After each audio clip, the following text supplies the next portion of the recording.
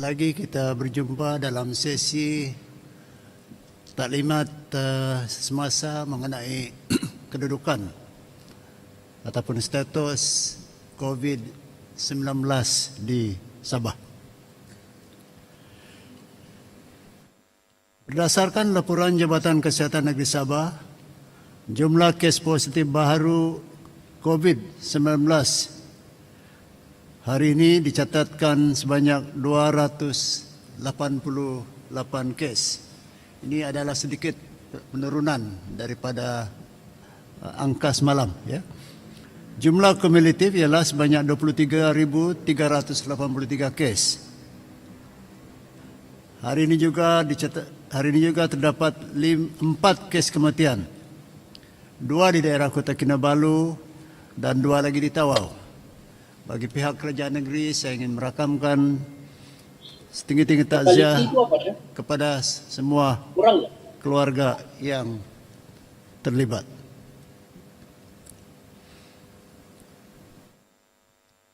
Pada hari ini dicatatkan 372 pesakit COVID telah sembuh dan dibenarkan keluar daripada hospital.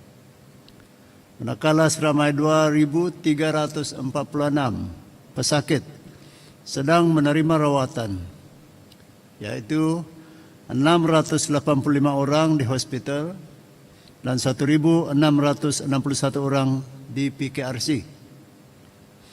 Bilangan pesakit COVID-19 dalam ICU ialah 63 orang. Dan daripada jumlah tersebut, 18 orang memerlukan alat bantuan pernafasan atau ventilators.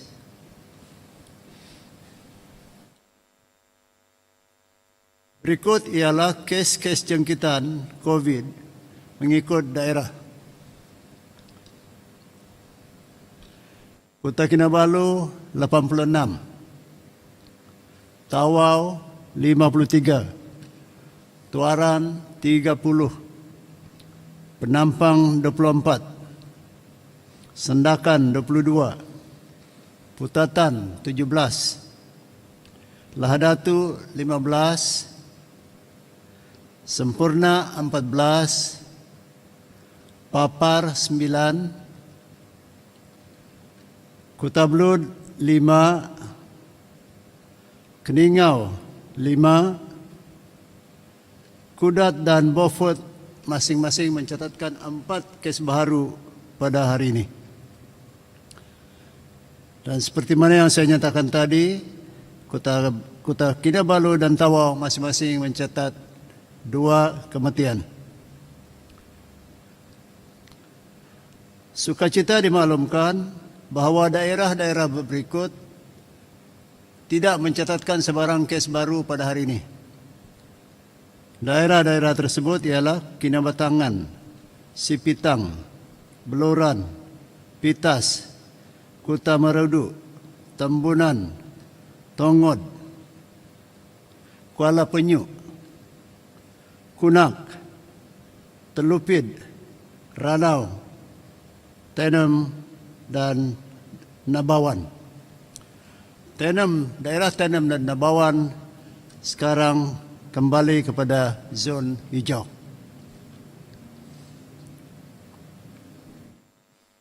Begitu juga Kota Marudu menampakkan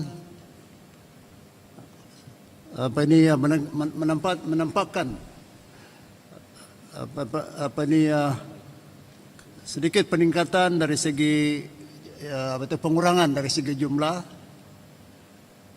bermakna dia telah semakin pulih. Dan Kota Marudu telah bertukar daripada zon jingga ke zon kuning.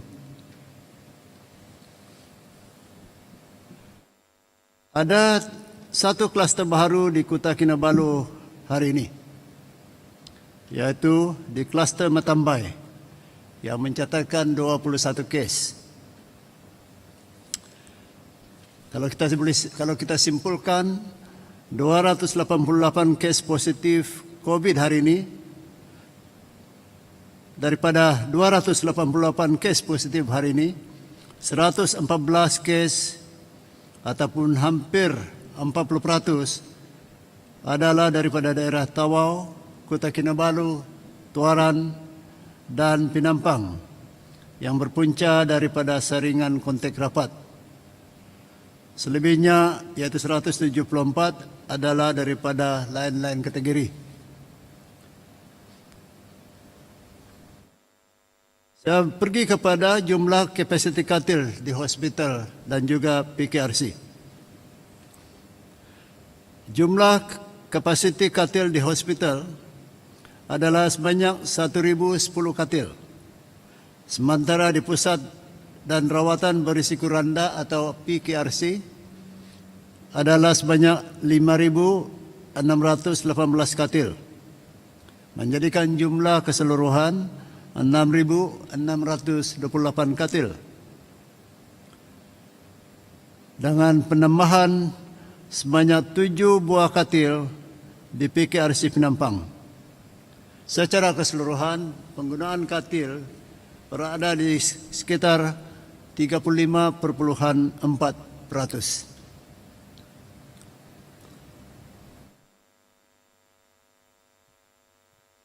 Perintah Kawalan Pergerakan Diperketatkan atau PKPD telah diumumkan mulai hari ini di penempatan Telipuk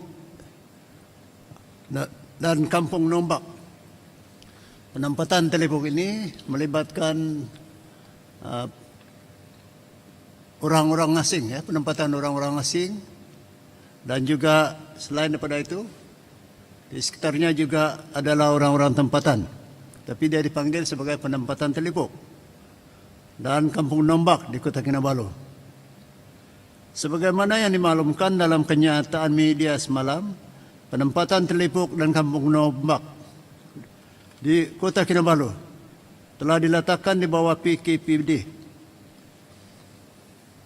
Kedua-dua lokaliti ini mempunyai penduduk yang agak padat, yaitu sekitar 21.000 orang. Secara total, ya. Jabatan Kesihatan Negeri Sabah akan mula melaksanakan ujian saringan atau screening COVID-19 di kedua-dua lokaliti ini bermula hari ini, bermula esok, bagi mengesan penularan jangkitan virus ini. Dan seperti yang kita maklumkan lebih awal, justifikasi bagi pihak berkuasa untuk mengisytiharkan PKPD di dua tempat ini kerana terdapat kes positif yang agak tinggi. Di Kampung Nombak, 134 orang didapati positif dan Telipuk 207. Dan inilah justifikasi kenapa PKPD telah diisytiharkan. Dan apa yang akan dibuat besok ialah susulan tindakan susulan oleh Jabatan Kesihatan Negeri Sabah untuk membuat ujian kepada lebih ramai penduduk yang tinggal di dua kawasan ini. Saya bagi makluman awal ni sebagai satu peringatan, ya.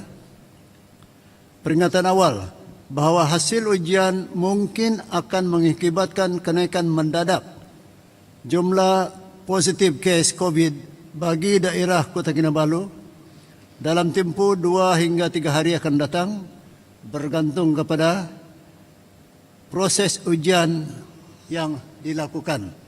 Dalam arti kata yang lain, walaupun secara keseluruhannya kita melihat satu tren stabil, yang lebih stabil dalam jumlah yang positif di Kota Kinabalu dan juga di seluruh negeri Sabah. Tapi saya memaklumkan lebih awal bahawa apabila hasil ujian yang akan dibuat mulai esok di kawasan Kampung Nombak dan di penempatan di Telipuk ni, kita atau Kota Kinabalu mungkin akan melihat kenaikan yang mendadak dari segi jumlah yang positif, bergantung kepada hasil ujian yang akan dilakukan. Dalam arti kata yang lain, Ujian ini dibuat sebagai salah satu daripada tindakan proaktif Jabatan Kesihatan Negeri Sabah untuk memperluaskan saringan di kalangan penduduk. Apatah lagi kedua tempat ini telah pun diletakkan di bawah perintah PKPD.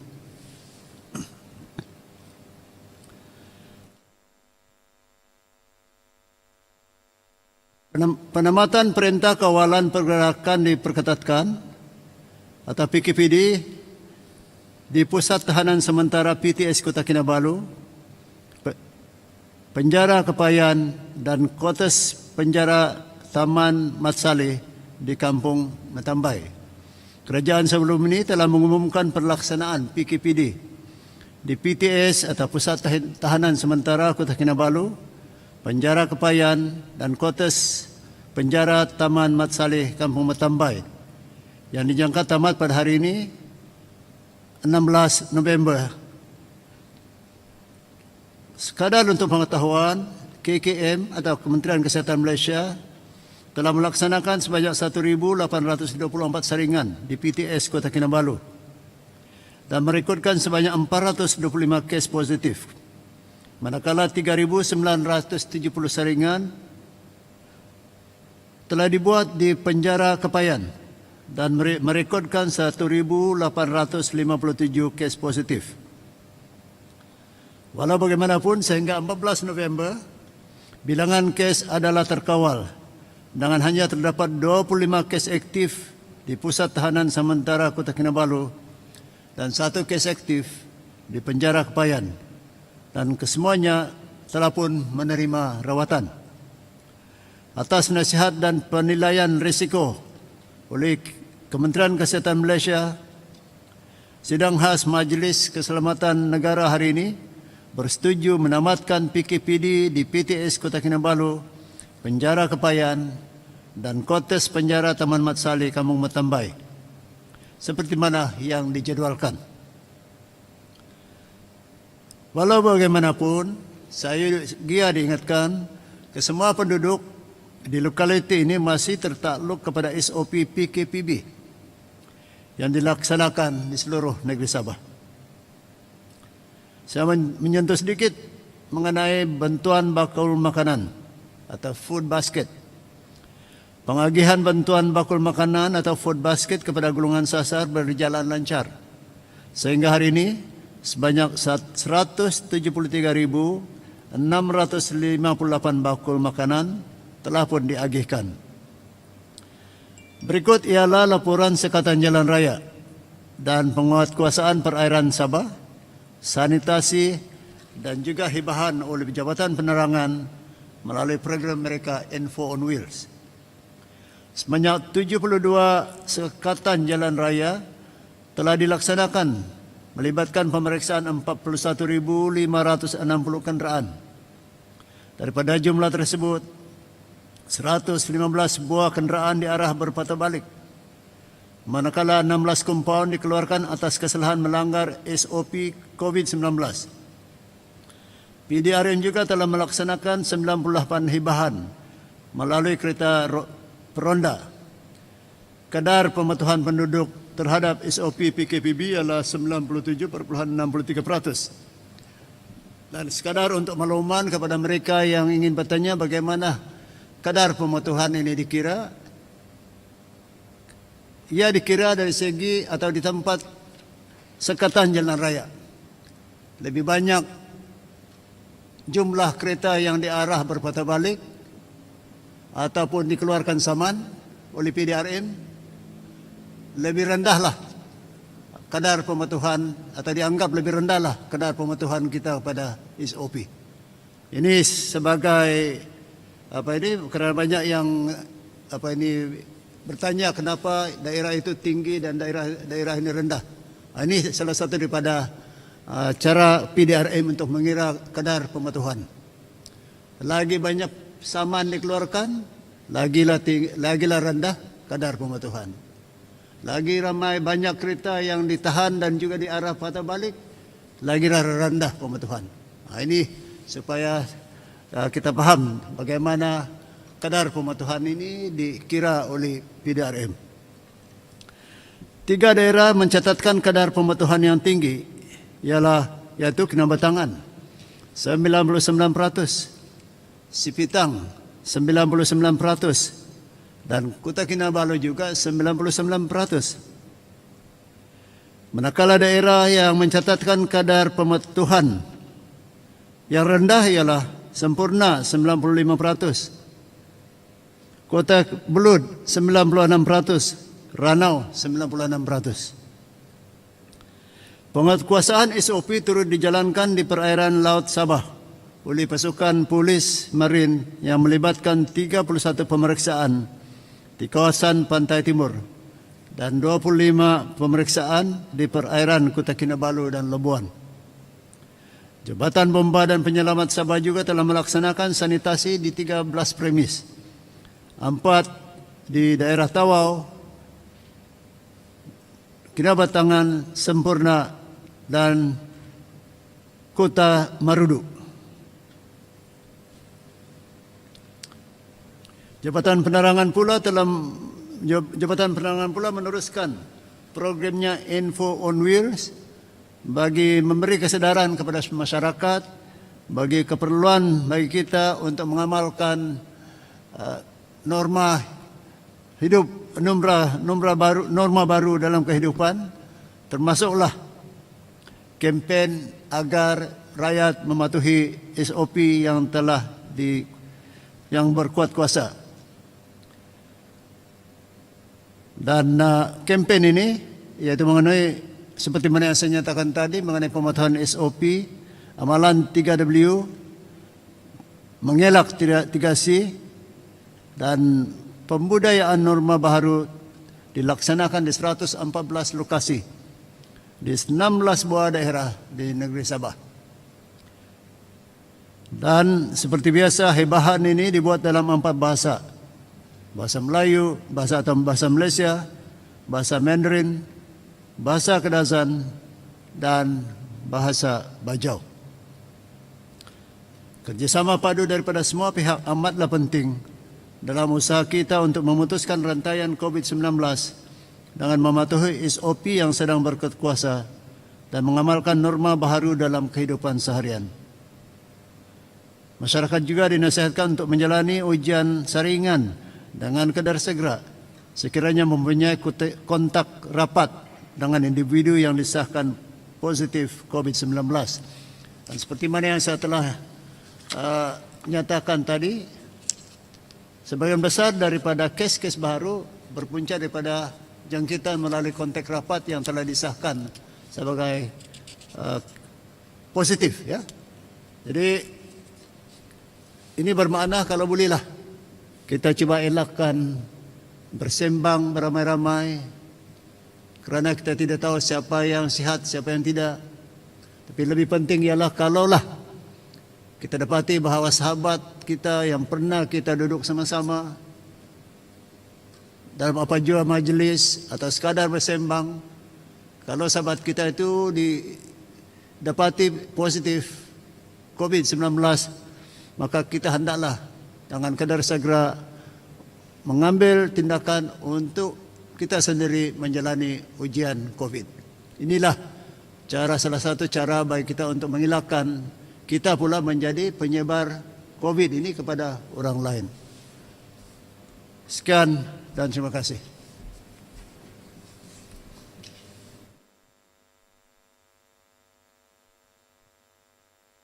Ada soalan lah kalau ya ada yang kalau ada kebetulan wartawan yang sedang mengikuti rancangan ini ataupun siaran ini, dialu-alukan untuk mengutarakan soalan.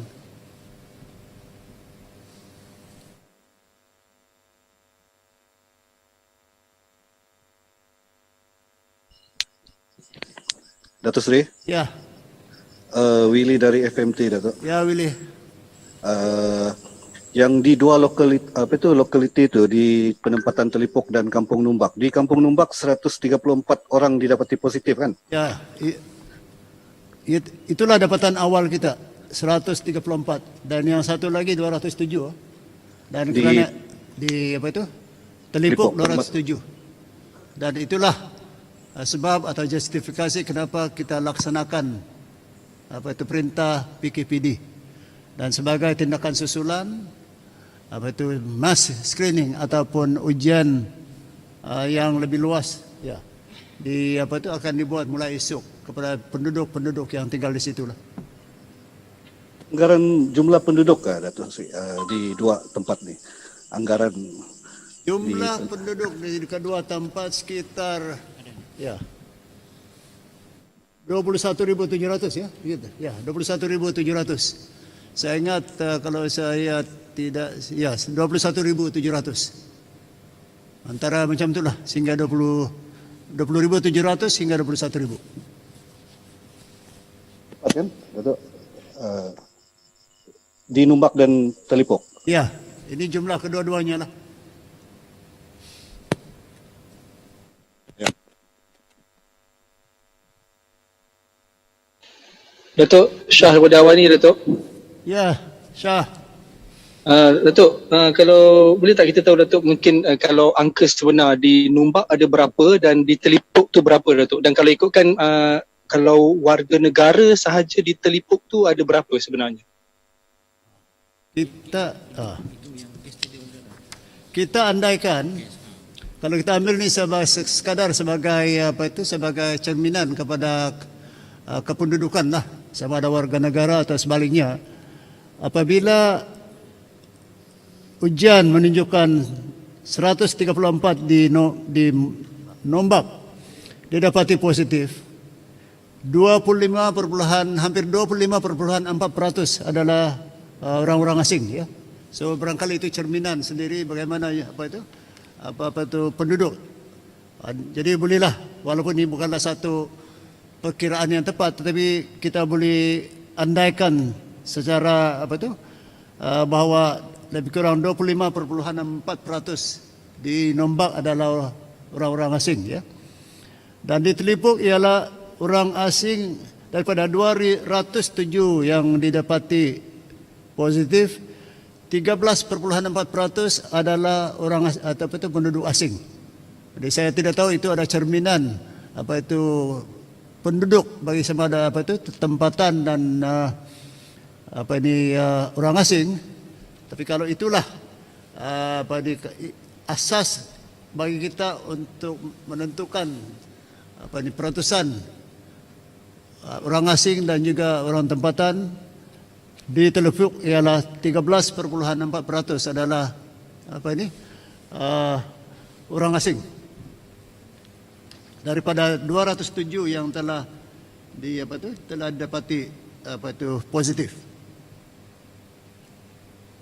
Baik Datuk Seri, satu lagi Datuk Seri berkenaan dengan bakul makanan Datuk Seri. Kalau kita tengok angka sekarang ni 21,000 penduduk. Jadi adakah bakul makanan ni akan dihantar secara berkala lebih kerap? Maksudnya mungkin seminggu ni untuk tempoh 2 minggu mungkin ada seminggu 3 kali.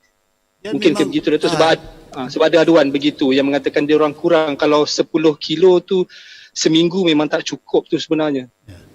Kita menerima kita sentiasa berusaha untuk memperbaiki segala usaha kita untuk membantu. Buat masa itu memanglah kita beri bantuan secara berkala ya. Dan kalau kita dapati bahawa ia tidak cukup, saya ingat seperti mana yang telah diumumkan oleh Yang Berhormat Ketua Menteri di Dewan Undangan Negeri tadi, kita bersedia untuk menilai semula keberkesanannya. Cuma ada orang kata ada average ataupun jumlah purata yang kita bagi, dan kalau kita fikirkan itu tidak mencukupi, bolehlah memaklumkan kepada pegawai-pegawai yang menghantar makanan ini supaya kita boleh pertimbangkan sama ada keperluan untuk menaikkan jumlah makanan yang perlu dihantar. Baik, terima kasih Datuk Seri. Ya. Lagi? Datuk, selamat petang. Yes. Olivia from News Straits Times. Yes. Datuk, you said tomorrow the Survey Health Department will go to Numbak and Telipok for the mass screening. Yeah. So, are they going to screen all, and then how many staff are going to be involved in that mass screening? As a rule of thumb, it's about 10% of the total populations. Of course, it doesn't stop there. If they feel that there's a need to widen the testing, the testing target, yeah. But the basic rule is that normally they will do a 10% of the total populations. Okay, Dato', so how many staff are going to be involved in that screening? Sorry? How many staff are going to be involved in that screening? Well, I think it all depends, and I'm sure they know the capacity in the number of people that are going to be screened. So I believe the health department will have sufficient staff to do what is needed. You see, the whole idea is that we don't want the infection to spread further. So when you or a place is deemed to be a PKPD atau enhanced MCO, then priority will be given to ensure that we try to stop the spread at its as soon as possible. And to do that, the health department will have to mobilize enough staff so that we can gather as many people as possible who are probably positive, or at least do a wider screening to ensure that the spread is stopped at its track.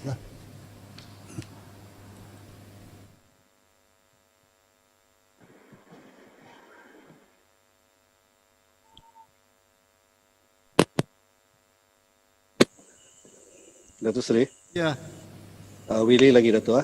boleh. Macam yang di Numbak dengan penempatan telipuk ni Datuk, ada peratusan adalah di kalangan warga asing Datuk. Adakah mereka ni mempunyai dokumen ataupun tidak, dan sekiranya tidak, apa langkah kerajaan Datuk? Ataupun langkah ataupun tindakan terhadap mereka yang tidak mempunyai dokumen, atau mungkin juga PKPD di sana melibatkan immigration atau macam mana? Keutamaan kita pada masa ini ialah untuk menangani dan mengawal penularan penyakit ini. Saya pikir soal sama ada warga negara atau mereka mempunyai dokumen dan sebagainya itu boleh diserahkan kepada orang kata agensi kerajaan yang lain. Tapi yang pasti ialah keutamaan kita ialah untuk memastikan kita menangani penularan pandemik COVID ini, dan apabila itu menjadi pertimbangan utama kita, kita tidak memilih sesiapa, ya, sama ada mereka orang tempatan ataupun orang asing. Yang pasti kalau mereka dapati positif, kita pastikan mereka mendapat rawatan dan sebagainya. Kerana soal mereka itu warga negara atau tidak, mereka menjadi pembawa kepada virus ini dan akan kemungkinan besar akan membawa virus ini kepada sahabat-sahabat mereka yang juga mungkin termasuk warga negara kita. So, dalam arti kita yang lain, prioriti kita ialah untuk memberhentikan penularan. Soal lain, soal tahap kependudukan mereka, biarlah kita serahkan kepada agensi-agensi lain yang berkenaan. Ya, Datuk Seri.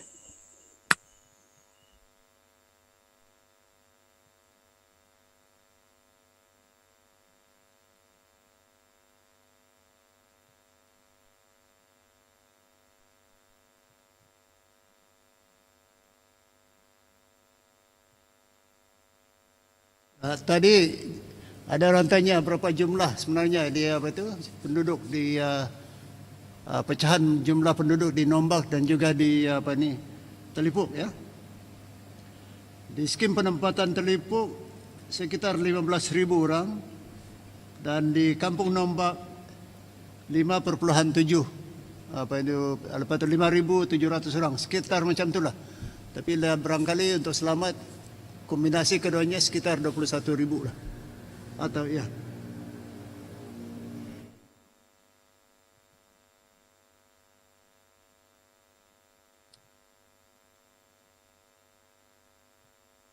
So, okey lah kan?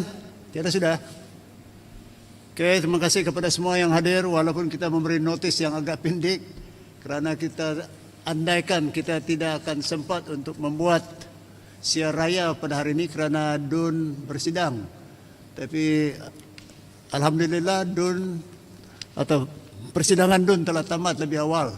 Maka kita telah memutuskan untuk mengadakan siar raya ini agar ada kesempatan untuk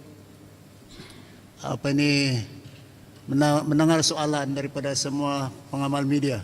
Terima kasih kepada semua pengamal media, pada wartawan kerana sudi bersama dengan kita pada petang ini.